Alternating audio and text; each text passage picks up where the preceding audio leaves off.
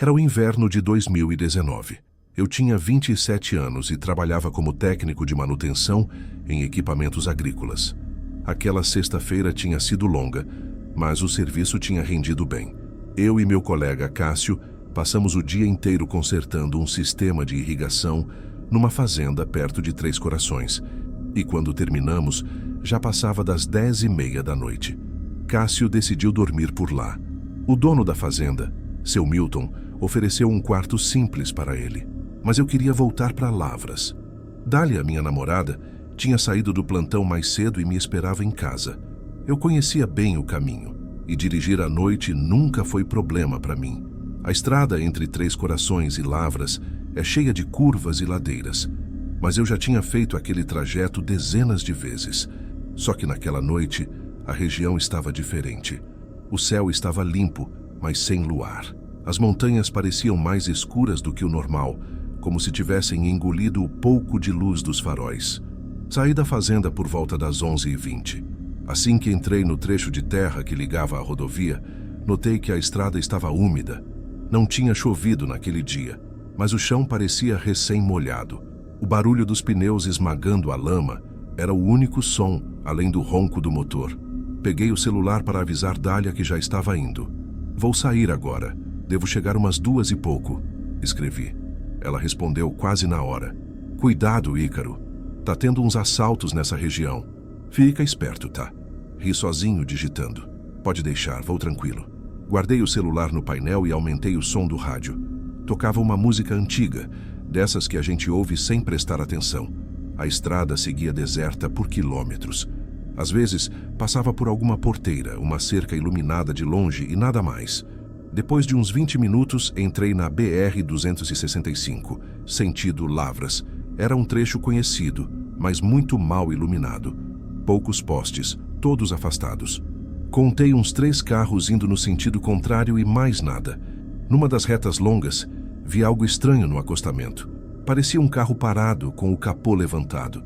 Diminuí a velocidade, curioso. Quando passei por ele, percebi que não era só o carro. Tinha uma pessoa parada ao lado, um homem alto, de casaco escuro, olhando na minha direção. O rosto dele estava parcialmente coberto pela sombra.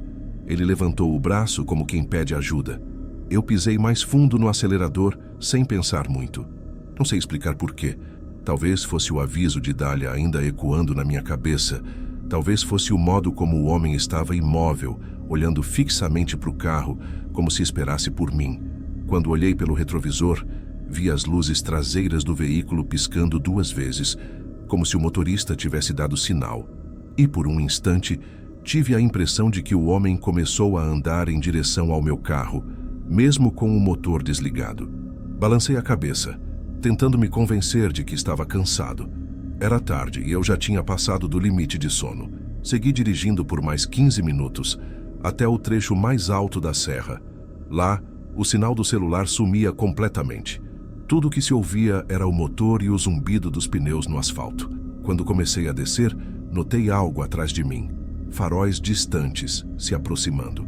2 pontos de luz que vinham rápidos, reduzindo a distância a cada curva. Pensei que fosse um carro comum, talvez alguém com pressa. Mas quando olhei pelo retrovisor outra vez, percebi que as luzes oscilavam de um jeito estranho. O carro parecia acelerar demais nas retas e desacelerar bruscamente nas curvas, como se o motorista estivesse me imitando. Ajustei o espelho tentando enxergar melhor. O carro era escuro, provavelmente preto ou cinza chumbo. Não consegui ver a placa, nem o modelo. Só dava para notar que o farol esquerdo estava levemente mais fraco que o direito, e isso ficou gravado na minha cabeça. A estrada ali tinha poucos pontos de ultrapassagem, então esperei chegar a uma reta mais longa para ver se o outro motorista passava. Só que ele não passou. Manteve a mesma distância por vários quilômetros. O desconforto foi crescendo. Liguei o rádio de novo, mas o sinal estava cheio de chiados. Tentei sintonizar outra estação, sem sucesso. Olhei o relógio no painel. 2h15 da manhã. Quis acreditar que era só coincidência. Talvez fosse um caminhoneiro cansado ou alguém indo para o mesmo destino. Mas havia algo errado na forma como ele se mantinha atrás de mim, nem muito longe, nem muito perto, como se me estudasse. Tentei racionalizar. Talvez ele tenha medo de animal na pista, pensei. Talvez esteja só me usando como referência. Mesmo assim, resolvi fazer um teste. Reduzi a velocidade. Queria ver se ele ultrapassava. O carro de trás também reduziu. Mantinha-se sempre a uns 50 metros. Fiz o oposto. Acelerei até 90. Ele fez o mesmo. Foi aí que senti o frio na nuca. Passei por uma pequena vila, onde havia uma placa indicando um posto de gasolina a 3 quilômetros. Decidi parar lá. Se ele estivesse realmente me seguindo, ia ter que se mostrar. Quando o posto apareceu à direita, virei sem pisar no freio, só diminuindo gradualmente. O carro de trás freou de leve e seguiu reto. Fiquei parado por uns minutos com o motor ligado, o coração batendo forte. O posto estava fechado. Claro, naquela hora ninguém trabalha. Só o letreiro apagado e o barulho do vento batendo nas bandeirolas. Senti vergonha de mim mesmo. Talvez eu tivesse exagerado. Peguei o celular sem sinal. Tentei ligar para Dália, nada. Suspirei e voltei para a pista. Dirigi mais devagar dessa vez, tentando me convencer de que tudo não passava de paranoia. As horas de trabalho, o cansaço, o silêncio, tudo aquilo podia ter me deixado impressionado. Mas então, ao cruzar uma curva fechada, meu coração travou. No acostamento, logo à frente, estava o mesmo carro escuro, parado, de capô fechado agora, e os faróis apagados. Reduzi instintivamente. Não dava para ver ninguém do lado de fora. O carro estava inclinado, como se uma roda estivesse na valeta. Pensei em dar meia volta, mas não dava. O trecho era estreito e íngreme. Passei devagar olhando de soslaio. O carro era um Civic preto, e o farol esquerdo estava fraco, exatamente como o que me seguia antes. Quando passei por ele, o motor do Civic ligou. O som foi seco, forte, reverberando na encosta. Eu acelerei o máximo que pude. O retrovisor mostrou as luzes acendendo outra vez, o farol esquerdo mais fraco, me alcançando. A estrada à frente era uma sequência de curvas e descidas. Meus dedos suavam no volante. Não tinha nenhum outro carro, nenhuma casa acesa, nada. Só aquele som de motor crescendo atrás de mim. Meu corpo inteiro tremia e uma única ideia martelava. Não pode ser coincidência. Eu acelerava o quanto podia. O velocímetro marcava mais de 100, mas as curvas da serra não permitiam muito mais do que isso. O carro de trás me acompanhava, mantendo-se sempre à mesma distância. As luzes do farol dele oscilavam no retrovisor, invadindo o interior do meu carro e deixando tudo num tom amarelado, doentio. O trecho era estreito, e qualquer erro significava cair num barranco. Eu não sabia se tentava fugir ou se parava de vez para entender quem estava me seguindo. Mas cada vez que pensava em reduzir, o som do motor atrás de mim aumentava, como se o outro motorista sentisse o que eu ia fazer. Depois de uns 10 minutos nessa tensão, o carro ficou a apenas 30 metros. Ele deu um toque rápido na buzina, curto, agudo, como se fosse um sinal. Não um pedido para sair da frente, mas um aviso. Meu coração batia tão forte que eu sentia nos dedos. Havia um ponto de apoio de caminhoneiros mais adiante. Eu lembrava vagamente de ter passado por ele de dia. Uma lanchonete simples chamada Cantinho da Serra. Se ainda estivesse aberta, seria minha salvação. Continuei acelerando. Aos poucos, o trecho começou a descer e as curvas ficaram mais suaves. Olhei o relógio no painel. 2h45 da manhã. Foi quando percebi algo ainda mais estranho. O Civic de trás apagou os faróis. Por alguns segundos, o escuro foi absoluto. Só o meu farol iluminava o asfalto. Então, num lampejo, as luzes dele reacenderam, agora bem mais próximas. Soltei um xingamento e joguei o carro para a direita, tentando ganhar distância. O Civic fez o mesmo, colando na minha traseira. Senti o impacto leve, um toque no para-choque. Ele estava me empurrando. Pisei fundo e o carro respondeu, subindo o giro. A estrada começou a clarear lá na frente. E eu vi a placa. Cantinho da Serra, 800 metros. Acelerei o máximo que pude. Quando o letreiro apareceu, iluminado por um holofote fraco, eu entrei de uma vez. A frente do meu carro raspou no meio-fio, mas consegui parar em frente ao pequeno restaurante. As luzes internas estavam apagadas, mas havia um caminhão estacionado ao lado, com o motor desligado. Bati na buzina algumas vezes, só para fazer barulho. O Civic passou direto pela rodovia sem sequer reduzir. Só deu para ver o farol esquerdo piscando até sumir na curva. Fiquei ali por um tempo, sem conseguir mover as mãos do volante. Desci, olhei em volta. O ar da serra era frio e cada respiração saía em nuvem. O caminhão tinha o logo de uma transportadora de Alfenas. Subi na lateral e bati na porta da cabine.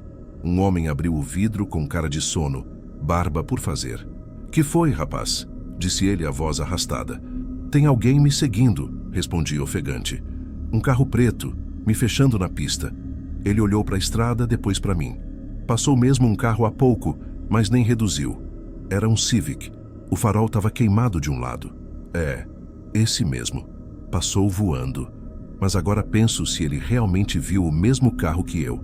Naquela estrada, sob aquela neblina fina, qualquer farol distante podia enganar. Mesmo assim, o modo como ele disse "esse mesmo" me arrepia até hoje. Ficamos alguns segundos em silêncio.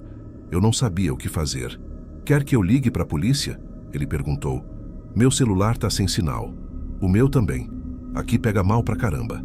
Ele me observou por um instante como se tentasse medir se eu estava falando a verdade. Depois abriu a porta e desceu. "Faz o seguinte", disse ele. "Espera clarear. Eu paro aqui até umas 6. Pode ficar por perto se quiser." Agradeci, mas eu só queria ir embora. Disse que ia seguir até Lavras, que faltava pouco. Ele balançou a cabeça, desconfiado. "Se for, vai devagar. Essa serra é traiçoeira." Voltei para o carro, liguei o motor e fiquei parado mais um tempo, olhando para o retrovisor. Nada. Nenhuma luz, nenhum som. Quando finalmente segui viagem, o relógio marcava 13h15. A estrada estava completamente deserta. Eu me forçava a olhar apenas para frente, mas a todo momento meus olhos buscavam o espelho. Uns 20 minutos depois, comecei a notar algo curioso. O combustível estava baixando rápido demais. O marcador descia, como se houvesse um vazamento. Tentei lembrar se tinha abastecido antes de sair da fazenda. Sim, tinha. Meio tanque. Era impossível ter acabado tão rápido. Encostei o carro no acostamento e desci com o celular na mão, usando a lanterna. Nenhum som, nenhum farol à vista. Só o frio e o barulho distante dos grilos. Ajoelhei e olhei por baixo do carro. Havia uma pequena poça escura perto do tanque, mas não parecia combustível fresco. Toquei com o dedo e senti algo viscoso, meio oleoso. O cheiro era diferente, mais ácido. Foi aí que percebi. O parafuso do dreno estava frouxo. Alguém tinha mexido. Pensei se aquilo podia ter acontecido antes, talvez durante algum concerto antigo. Mas a marca do óleo era recente, e o cheiro ácido, diferente do combustível comum. Aquilo me fez pensar que alguém, em algum momento da noite, estivera debaixo do meu carro, e eu não percebi. Fiquei gelado. Na fazenda, o carro tinha ficado estacionado por algumas horas, e só Cássio e seu Milton tinham acesso ao pátio. Mas Cássio era meu colega há anos e seu Milton mal me conhecia. Quem teria mexido nisso? E mais importante, por quê? Voltei para o carro, tremendo. Liguei o motor e decidi seguir até o próximo posto que encontrasse, antes que o combustível acabasse de vez. A estrada ficou mais estreita, cortando uma área de mata densa. O GPS indicava sinal fraco, e o marcador do tanque já beirava o vermelho. Foi nesse momento que vi, lá longe, um brilho no acostamento.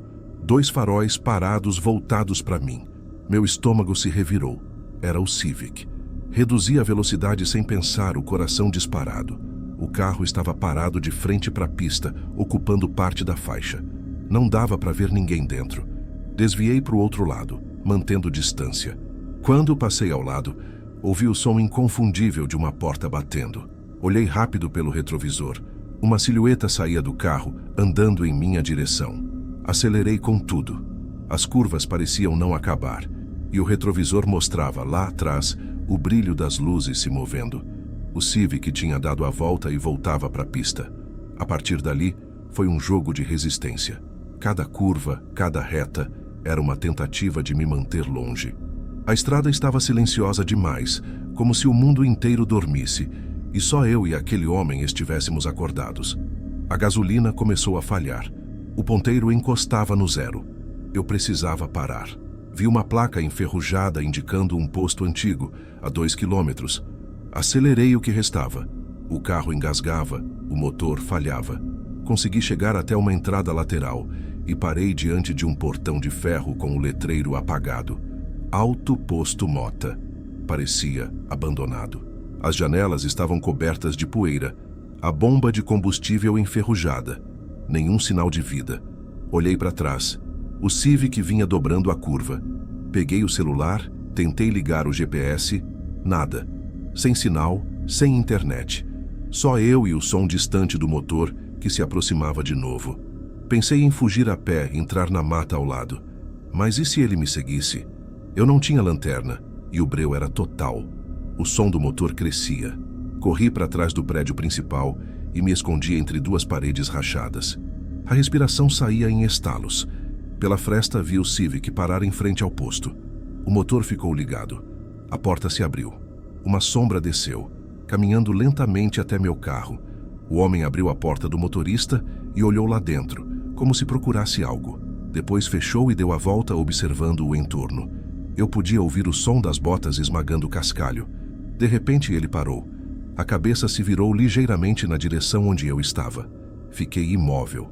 O silêncio durou alguns segundos. Então ele começou a andar, na minha direção. O som dos passos ficou mais nítido. Lento, pesado, deliberado. Ele sabia que eu estava ali. Minha garganta ardia de tanto segurar o ar. Pensei em correr, mas qualquer movimento denunciaria minha posição. A sombra se aproximou até parar a poucos metros. O farol do Civic iluminava parcialmente o pátio do posto, criando faixas de luz que cortavam a escuridão. Vi a silhueta dele com mais clareza. Era alta, ombros largos, usava um casaco grosso e um boné escuro. Ele se abaixou, olhou por baixo dos carros abandonados, depois ergueu o rosto e ficou parado, como se ouvisse algo. Meu coração batia tão alto que parecia ecoar no peito. Então, sem aviso, ele virou de costas e caminhou até o Civic. Entrou no carro, apagou os faróis e ficou ali, imóvel, dentro do veículo. O tempo passou devagar. 5 minutos, talvez 10. O silêncio era absoluto. Eu não sabia se ele me esperava sair ou se tinha desistido. Quando finalmente o motor desligou, o medo se tornou ainda pior. Ele não foi embora. Só estava lá, no escuro. Pensei em tentar sair pelo outro lado do posto, onde a mata começava. Dava para alcançar a rodovia depois de uns 200 metros, talvez menos. Se conseguisse fazer isso sem ser visto, podia pedir ajuda no próximo ponto habitado. Me abaixei e comecei a andar devagar, tentando não fazer barulho. O cascalho sob os tênis soava como vidro quebrando. Cheguei à lateral do prédio principal. E foi então que ouvi o estalo da porta do Civic abrindo de novo. Olhei rápido. Ele havia saído. Trazia algo na mão. Parecia um canivete ou uma pequena lanterna. Não dava para distinguir. Ele começou a vasculhar o pátio, agora mais rápido, passando por entre os carros e olhando para dentro de cada um. Eu corri. Entrei na mata, abrindo caminho entre galhos e cipós, o som das folhas secas denunciando meus passos. Atrás de mim, ouvi o barulho do homem correndo também, mais pesado, mais constante. A escuridão era total. Cada galho que batia no meu rosto parecia uma faca. Eu tropeçava, caía, levantava. A respiração já não dava conta. Quando finalmente vi a rodovia adiante, uma linha pálida de asfalto entre as árvores, senti uma ponta de esperança. Um carro passou naquele instante, iluminando o trecho por um segundo. Gritei, mas o som se perdeu no vento. Cheguei à beira da pista e quase desabei. Nenhum carro à vista agora. Atrás, a mata estava silenciosa. Nenhum sinal do homem. Esperei. 1 minuto. 2. 3. Então, do outro lado da estrada, ouvi o som de gravetos se partindo. Aquele som seco, calculado. Corri para o meio da pista, acenando para o nada, desesperado. Outro carro apareceu, vindo de Lavras, um caminhão pequeno. Me coloquei no meio, acenando com os braços. O motorista freou com tudo, buzinando. "Tá doido, rapaz?" gritou ele, abrindo a janela. "Me ajuda, por favor", implorei. "Tem um homem me seguindo, ele tá ali, na mata." O caminhoneiro olhou na direção que apontei. "Só o breu." "Sobe logo", disse ele, abrindo a porta do carona. Entrei sem pensar. Quando olhei para trás, a estrada estava vazia. Seguimos por uns 10 quilômetros até um posto maior, já perto de Lavras. O caminhoneiro insistiu para eu avisar a polícia. Eu mal conseguia falar. No posto, o frentista emprestou o telefone. Contei tudo o que aconteceu, cada detalhe, desde o momento em que vi o carro parado pela primeira vez. O policial do outro lado ouviu em silêncio e disse que mandaria uma viatura verificar o trecho da BR-265. Esperei sentado na calçada, as mãos tremendo. Quando a viatura chegou, os 2 policiais foram diretos. O carro que te seguiu era um Civic preto, certo? Assenti. O mais velho trocou um olhar com o outro e disse: esse carro foi encontrado há pouco mais de 1 hora, tombado numa ribanceira entre Lavras e São Bento Abade. Fiquei em silêncio. E o motorista? Perguntei, a voz falhando. Morto, respondeu o policial. O corpo estava no carro. Pelas marcas, o acidente aconteceu por volta das 2h30 da manhã. Fiquei sem reação. Revirei a cabeça, tentando achar alguma explicação lógica. Talvez o relógio do painel estivesse adiantado. Talvez eu tivesse confundido a estrada ou sonhado desperto. Mas o toque do para-choque, o barulho do motor, o farol fraco, nada disso parecia sonho. Senti o chão sumir. Isso é impossível. Ele me seguiu até agora há pouco. O policial fechou o caderno de anotações, com uma expressão que misturava desconfiança e cansaço. Eu entendo o susto, mas o acidente é real. O reboque acabou de trazer o carro para o pátio. A viatura me levou até lá. Quando chegamos, vi o Civic. O mesmo modelo, mesma cor, mesmo farol esquerdo mais fraco, completamente destruído. A lateral estava amassada, o capô aberto e dentro, o corpo de um homem coberto por uma lona preta. Um dos agentes levantou a lona só o suficiente para confirmar a descrição. Era ele. Casaco grosso, boné escuro. Me afastei, sentindo um nó na garganta. Isso não faz sentido. Ele me seguiu. Ele estava vivo. O policial mais jovem falou baixo. A gente sabe que parece estranho, mas o corpo tá frio, faz tempo. Voltei para a viatura em silêncio. Não conseguia entender. Eu tinha visto o homem andando, o carro ligado, o som do motor. Não podia ter sido um engano. No caminho de volta para casa, o policial perguntou se eu queria alguém para ficar comigo durante a noite. Eu neguei. Só queria chegar em casa, ver Dália, esquecer aquilo. Mas o esquecimento não veio. Nos dias seguintes, a polícia me chamou 2 vezes para prestar depoimento. Confirmaram que o carro realmente tinha despencado por volta das 2h30, o horário exato em que, segundo o registro do GPS do caminhão, eu ainda estava na altura do cantinho da serra. Ou seja, enquanto o Civic já estava destroçado, eu o via me perseguindo. Ninguém conseguiu explicar. Nenhum outro carro foi visto na estrada naquele trecho. Nenhuma pegada no posto abandonado. Nada. Alguns dias depois, li numa matéria antiga que aquele trecho da BR-265 já tinha sido palco de outro acidente, anos antes, também envolvendo um Civic preto. Diziam que o motorista tinha morrido tentando socorrer alguém parado na pista. Coincidência demais, pensei. Mas desde então, ninguém mais viu esse carro à noite. Eu comecei a evitar dirigir à noite depois disso. Toda vez que via um par de faróis no retrovisor, meu corpo travava. 1 mês depois, voltei com Dália até o mesmo caminho durante o dia. Queria provar para mim mesmo que não havia nada de especial ali, que tudo tinha sido um engano da minha cabeça. Quando passamos pelo ponto onde o Civic tinha caído, ela pediu para diminuir. O guarda-corpo ainda estava torto e no barranco dava para ver o rastro do carro. No acostamento, entre o mato amassado, havia um pedaço de metal enferrujado, parte do para-choque, com uma marca que eu reconheci na hora. O amassado que ele fez quando bateu em mim. Dália me olhou, assustada. Ícaro. Se esse é o mesmo carro, então... Não respondi. Só fiquei olhando para o vale abaixo, onde o vento balançava o capim alto. Desde aquela noite, o som do motor nunca mais me pareceu o mesmo. Às vezes, na estrada vazia, juro que ouço outro motor me seguindo, ajustando o ritmo ao meu. Nunca olho pelo retrovisor, não mais, porque se olhar tenho certeza do que vou ver. Um farol esquerdo mais fraco que o direito, brilhando dentro da escuridão. Gostou do relato? Comente de que cidade está assistindo e se inscreva no canal. Agora vamos continuar com essas histórias arrepiantes.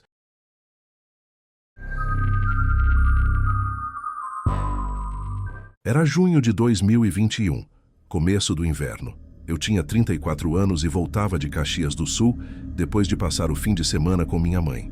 Ela morava sozinha desde que meu pai morreu, e eu fazia o possível para visitá-la pelo menos uma vez por mês. O plano era sair antes do pôr do sol, mas acabei demorando para sair. Demorei para me despedir, demorei para abastecer e quando percebi, já passava das 9 da noite. Peguei a BR-116, sentido Curitiba, um trecho que eu conhecia bem. É uma estrada bonita de dia, cheia de curvas, pinheiros e pequenas vilas, mas à noite vira outra coisa. As luzes dos caminhões vêm e vão como faróis fantasmas, e a escuridão entre um posto e outro é quase sólida. Fazia frio, coisa de uns 6 graus, e a neblina baixa se arrastava pelo asfalto. O rádio pegava mal. Então deixei um pendrive tocando umas músicas antigas. Engenheiros, Legião, essas coisas que eu ouvia quando era adolescente. Eu me sentia calmo, meio anestesiado pela monotonia da estrada. Até que lá pelas 10h30, um vulto me chamou a atenção. Era um homem parado no acostamento, pouco depois de uma curva longa. Ele acenava com alguma coisa. Parecia um celular piscando, ou uma lanterna fraca. Estava com uma jaqueta grossa e uma mochila jogada aos pés. Eu desacelerei por instinto. No meio daquela escuridão, alguém sozinho parecia pedir socorro. Passei alguns metros além e hesitei. O bom senso gritava para seguir em frente. Mas, sei lá, tinha algo na postura dele, um jeito meio cansado, que me fez pensar que poderia ser só alguém com o carro quebrado. Fiz o retorno na próxima área de escape e voltei devagar. Parei o carro no acostamento e abaixei o vidro. "Tá tudo bem, cara?" perguntei. O homem se aproximou rápido demais, o que me fez segurar firme o volante.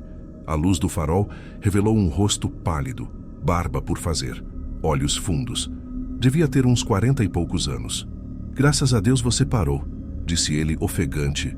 "Meu carro pifou uns 2 quilômetros atrás. Tô tentando sinalizar há mais de 1 hora. Olhei pelo retrovisor, mas não via carro nenhum. Só a estrada vazia, engolida pela neblina." "Tá sozinho?" perguntei. "Tô. Preciso chegar até Vacaria. Tem um posto 20 minutos para frente, acho que consigo ajuda lá." Pensei por uns segundos. O homem tremia de frio. Eu hesitei, mas abri a porta do passageiro. "Entra aí." Ele jogou a mochila no banco de trás e sentou. O cheiro de cigarro velho e gasolina tomou o ar. "Obrigado, de verdade", disse ele, esfregando as mãos. "Sou o Edson." "Nivaldo", respondi. Seguimos em silêncio por alguns minutos. Ele olhava fixo para frente, como se calculasse a distância até algum ponto. Eu mantinha os olhos na estrada, tentando ignorar o desconforto crescente. A presença dele parecia densa. Depois de um tempo, ele apontou para o rádio. "Você gosta dessas músicas antigas, né?" "Gosto sim, cresci ouvindo." Ele deu um sorriso curto. "Eu também. Engraçado. Eu lembro de ouvir essa mesma música quando era moleque, indo para a escola. A mesma estrada, inclusive." Achei curioso, mas não respondi. Continuei dirigindo e percebi que ele olhava para o velocímetro. "Você dirige bem", disse sem tirar os olhos. "Mantenha a velocidade certinha. 105, né?" Aquilo me gelou um pouco. Eu não tinha comentado nada sobre a velocidade, e era estranho ele observar com tanta atenção. Ri de leve, tentando quebrar o clima. "Hábito de mecânico", falei. "A gente fica meio paranoico com o carro." "Mecânico", repetiu ele devagar, como quem saboreia a palavra. Interessante. A conversa morreu ali. A estrada seguiu em silêncio por um tempo. Só o som do motor e o assobio do vento. Até que ele falou de novo. "Estranho, né? Essas estradas à noite. Parece que o tempo para." Assenti, mas sem olhar para ele. Eu sentia o olhar dele sobre mim longo demais, firme demais. Uns 10 minutos depois, ele pediu para abrir o vidro. Disse que estava enjoado. O ar frio entrou como uma navalha. Quando eu olhei rápido para o lado, vi o reflexo do rosto dele no vidro. Um sorriso sutil, quase imperceptível. Aquilo me deu um arrepio instantâneo. Para aliviar, tentei puxar assunto. "Então, onde seu carro ficou exatamente? Posso te deixar lá se quiser." Ele virou o rosto devagar. "Não precisa. Já não importa mais." O jeito que ele disse me fez apertar o volante. "Já não importa mais?" Que tipo de resposta era aquela? Tentei ignorar, mas percebi que ele estava mexendo na mochila no banco de trás. Eu não conseguia ver o que era, só o som do zíper e o barulho de plástico. Meu coração começou a bater mais rápido. Pensei em parar no próximo posto, mas o GPS indicava que o mais próximo estava a quase 25 quilômetros. "Tá tudo bem aí?" perguntei, tentando disfarçar o tom nervoso. "Tudo sim", respondeu ele calmo, só ajustando umas coisas. O silêncio voltou, mais pesado. Eu sentia que tinha feito algo errado ao parar aquele carro. Quando olhei de novo pelo retrovisor, vi que ele me observava. Não o caminho, não o painel. A mim. Um olhar fixo, quase curioso, como quem analisa um animal antes de abater. Meu estômago revirou. Faltavam talvez uns 15 minutos para o posto, e eu comecei a planejar o que fazer. Fingir que precisava parar para ir ao banheiro. Entrar e avisar discretamente alguém. Qualquer coisa. Mas antes que eu pudesse decidir, ele quebrou o silêncio. Durante o trajeto, ele comentou quase para si mesmo: "Nem todos param. Às vezes fico horas esperando, vendo carros passarem. Quase ninguém tem coragem de parar à noite. Você costuma dar carona para estranhos, Nivaldo?" O som do meu nome me paralisou. Eu não lembrava de ter dito. Virei a cabeça devagar. "Como é que você sabe meu nome?" Ele deu um sorriso lento. "Você deixou cair o crachá no chão." Olhei para baixo. E realmente, meu crachá de oficina estava ali, entre os pedais. Devia ter escorregado do painel. Senti um alívio breve, mas ele completou: "Mas eu já sabia antes." "Eu te vi antes, Nivaldo." A voz dele saiu baixa. "Lá na oficina, na saída do bairro. Eu estive lá há uns dias. Queria ter certeza de que era você." Não tive reação. O frio parecia ter entrado dentro do carro. Ele virou o rosto para o vidro e o reflexo do farol mostrava seus lábios se movendo em silêncio, como se murmurasse algo para si mesmo. Os minutos seguintes foram intermináveis, até que, enfim, vi a placa do posto ao longe, uma faixa azul meio apagada pela neblina. Pisei fundo, só querendo chegar logo, mas Edson, sem tirar os olhos da estrada, murmurou: "Pode ir devagar. Lá não tem ninguém." Eu engoli seco. "Como assim, não tem ninguém?" Ele me olhou pela primeira vez com um meio sorriso, frio, contido. "Eu já estive lá antes." Quando ele disse aquilo, "eu já estive lá antes", alguma coisa dentro de mim simplesmente travou. O som do motor pareceu sumir por um segundo, como se a estrada tivesse engolido tudo. "O que você quer dizer com isso?" perguntei, tentando manter a voz firme. "Que aquele posto está fechado", respondeu ele, olhando pela janela. "Desde o mês passado. O dono morreu. Ninguém parou lá desde então. Dizem que teve um incêndio no depósito. Depois disso, ninguém quis mais reabrir. Fiquei quieto. Eu lembrava daquele posto. Um pequeno com letreiro azul e um café 24 horas. Passei por ele dezenas de vezes e nunca tinha visto fechado." "Fechado?" murmurei. "Tem certeza?" Ele fez um som que parecia um riso baixo. "Tenho." Depois disso, o silêncio voltou. Eu tentava manter os olhos na pista, mas minhas mãos começaram a suar. O frio lá fora era cortante, e dentro do carro o ar parecia pesado. A neblina aumentou, e a faixa central desaparecia de tempos em tempos. Eu reduzi a velocidade. Quando o farol iluminava as placas, eu contava mentalmente os quilômetros restantes, só para ter algo que me mantivesse lúcido. De repente, Edson se inclinou para frente e apontou para a direita. "Ali, ó, é aquele posto." Eu olhei. À frente, o letreiro azul surgia meio apagado pela névoa, mas não havia luz alguma acesa, nem movimento. Nenhum carro, nenhuma sombra.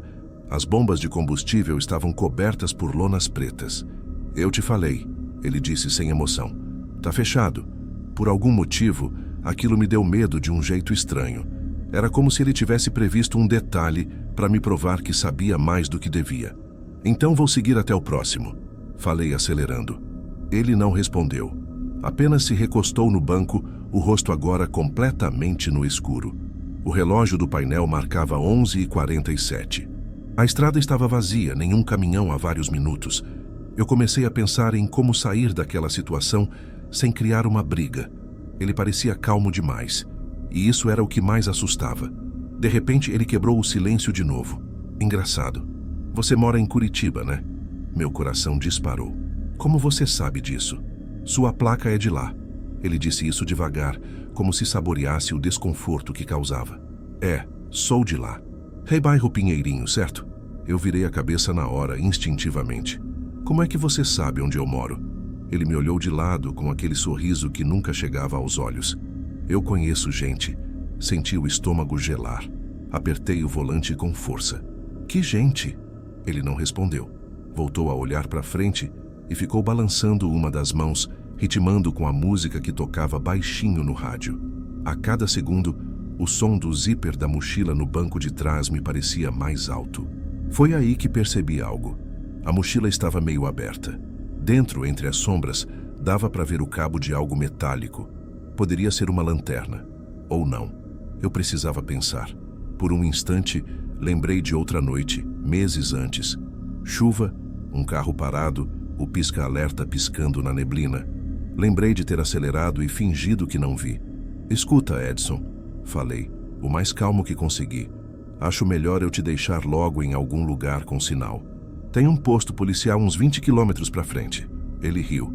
Um riso curto, sem som. Eu sei onde é. Então tá, eu te deixo lá. Não precisa. Essa frase foi dita num tom tão seco que me arrepiou inteiro. A estrada seguia interminável. Eu já não sentia os dedos.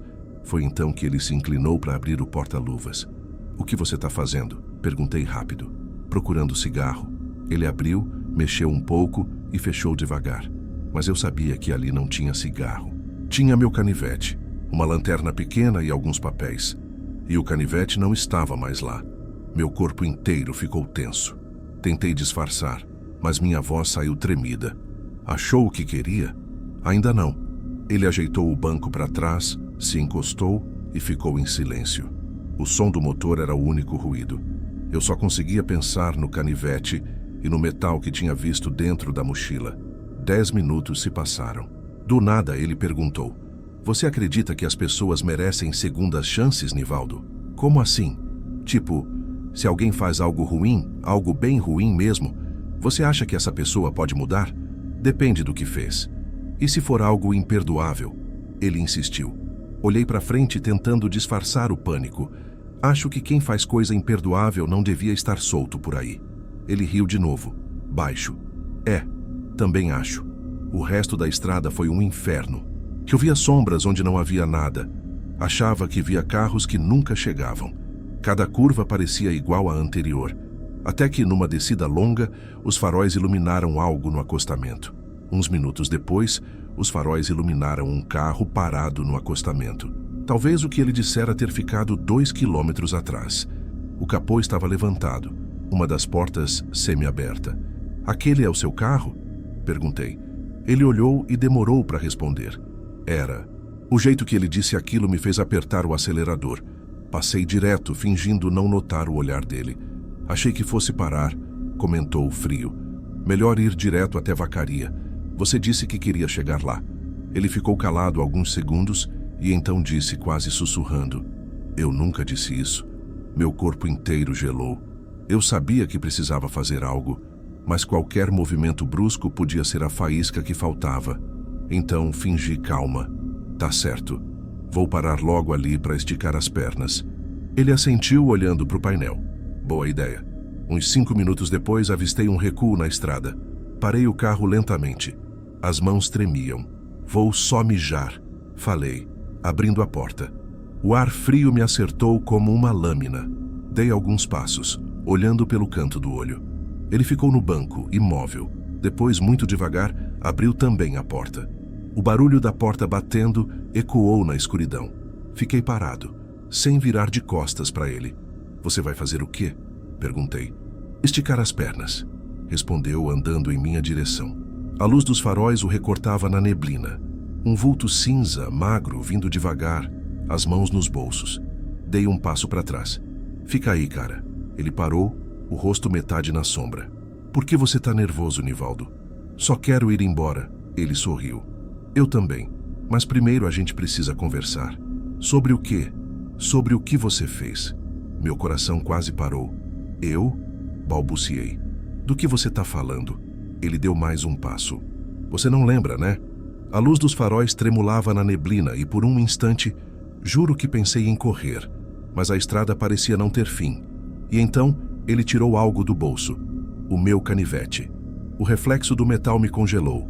O canivete brilhava sob os faróis. Pequeno, comum, mas naquelas mãos parecia uma ameaça viva. Eu dei mais um passo para trás, o coração martelando no peito. O ar frio entrava rasgando a garganta. Calma, cara. Não precisa disso. Minha voz saiu trêmula, quase um sussurro. Edson não respondeu. Só deu um passo para frente e depois outro, até a luz pegar metade do rosto dele. O olhar era vazio, mas firme. Você não lembra de mim, né? Não. Balancei a cabeça, tentando entender o que ele queria dizer. Eu nunca te vi. Ele inclinou o rosto como se estudasse minha expressão. Faz sentido. Você só viu meu irmão. Fiquei em silêncio, confuso. Seu irmão? Isso. Ele ergueu o canivete, virando-o na palma da mão. O carro dele quebrou nessa estrada há uns 8 meses. Era um Uno vermelho. Senti o estômago gelar. Lembrei vagamente de uma noite de chuva, meses antes nesse mesmo trecho. Um carro parado, pisca-alerta ligado. Eu tinha passado direto, porque estava cansado demais para parar.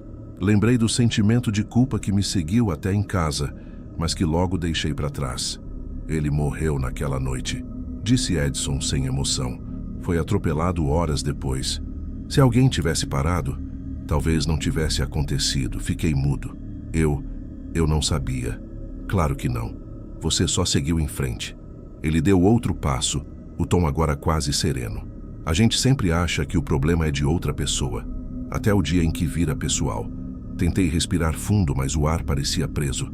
Olha, eu sinto muito. Sinto de verdade. Mas isso foi um acidente. Eu nem sabia que... Ele me interrompeu. Não foi acidente. Você olhou para ele. Eu vi o vídeo das câmeras da concessionária. Você olhou e continuou. Aquelas palavras me atravessaram como uma pancada. O som da estrada, o vento, o motor ainda ligado, o chiado distante da neblina, desapareceu. Você me seguiu por isso? Perguntei sem saber o que fazer. Para me matar?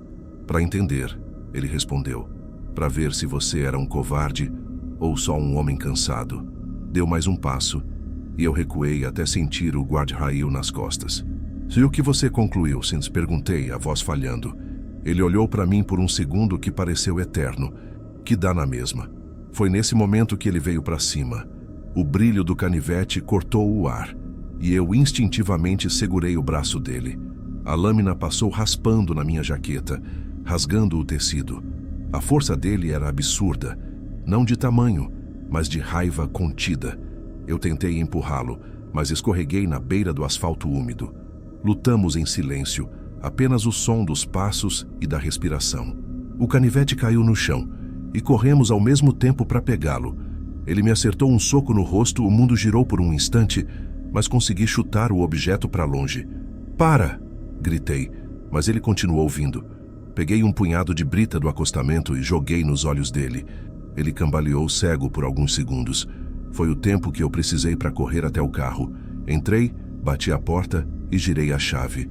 O motor tossiu, engasgou e ligou. Eu pisei fundo. Os faróis iluminaram Edson parado no meio da pista, o rosto contorcido, o canivete de volta na mão. Acelerando, desviei dele no último instante. Parei o carro alguns metros à frente, tremendo. Pensei em continuar, em fugir, mas algo dentro de mim, uma mistura de culpa e desespero, me fez olhar pelo retrovisor. Edson ainda estava ali, ajoelhado, as mãos no rosto. Eu devia ir embora, mas pela primeira vez percebi que talvez ele tivesse razão. Eu tinha deixado alguém morrer naquela estrada. Engatei a ré. O carro recuou alguns metros. Ele levantou o rosto, confuso. "Nivaldo, não!" gritou. Mas eu não estava pensando. Só sentia uma raiva antiga, de mim mesmo, de tudo. A luz dos faróis o engoliu. O impacto o lançou alguns metros para o acostamento, antes que eu conseguisse frear. O impacto foi surdo, abafado. O corpo dele rolou para o acostamento. O silêncio que veio depois foi mais pesado que qualquer grito. Fiquei parado, as mãos coladas ao volante. O som do motor me pareceu distante. O gosto de ferro na boca. Desci com as pernas trêmulas. Ele estava caído de lado, respirando com dificuldade. Eu não queria, sussurrei, ajoelhando ao lado dele. Eu juro que não queria. Ele tentou falar algo, mas só saiu um ruído rouco. Quando vi o sangue escorrendo entre os dedos dele, Percebi que não havia o que fazer. Fiquei ali, sem saber quanto tempo passou. A estrada era só vento e névoa. Depois de alguns minutos, peguei o celular e liguei para o 190. A voz da atendente parecia distante, como se viesse de outro mundo. Tentei explicar o que aconteceu, mas tudo o que consegui dizer foi: eu bati num homem. Ele tentou me atacar. Por favor, mandem ajuda. Ela pediu a localização. Dei o quilômetro aproximado, tremendo. Enquanto esperava, sentei no meio-fio. O corpo dele não se mexia mais. Olhei para o canivete jogado a alguns metros, sujo de barro. As luzes vermelhas da viatura apareceram uns 20 minutos depois. Um policial desceu, lanterna em punho. O que aconteceu aqui? Contei tudo sem esconder nada. Ele ouviu em silêncio. Depois chamou os bombeiros que chegaram mais tarde. Quando levantaram o corpo, o policial olhou para mim e perguntou: "Você o conhecia?" "Não", respondi. Pelo menos achava que não. Ele assentiu e me pediu para acompanhar até a delegacia de Vacaria para prestar depoimento. No caminho, vi pelo retrovisor o ponto da estrada desaparecendo na neblina. Horas depois, já de manhã, o delegado me chamou para uma sala pequena. O homem se chamava Edson Almeida, disse ele. Era irmão de um motorista que morreu atropelado nesse mesmo trecho no ano passado. Eu fiquei quieto. Parece que ele nunca superou a morte do irmão. Já foi visto seguindo outros motoristas à noite. O delegado fez uma pausa. Você deu sorte de estar vivo. Sorte. Essa palavra me soou estranha. Assinei o depoimento, saí da delegacia e fiquei um tempo olhando a BR-116 lá fora. O sol mal nascia e a névoa ainda cobria o asfalto como uma mortalha. Peguei o carro horas depois e a estrada parecia exatamente a mesma. Fria, silenciosa, indiferente. Mas algo dentro de mim tinha mudado. Dirigi o caminho todo até Curitiba sem ligar o rádio, sem olhar para os lados. E toda vez que o farol iluminava alguém no acostamento, eu diminuía a velocidade. Mas nunca mais parei.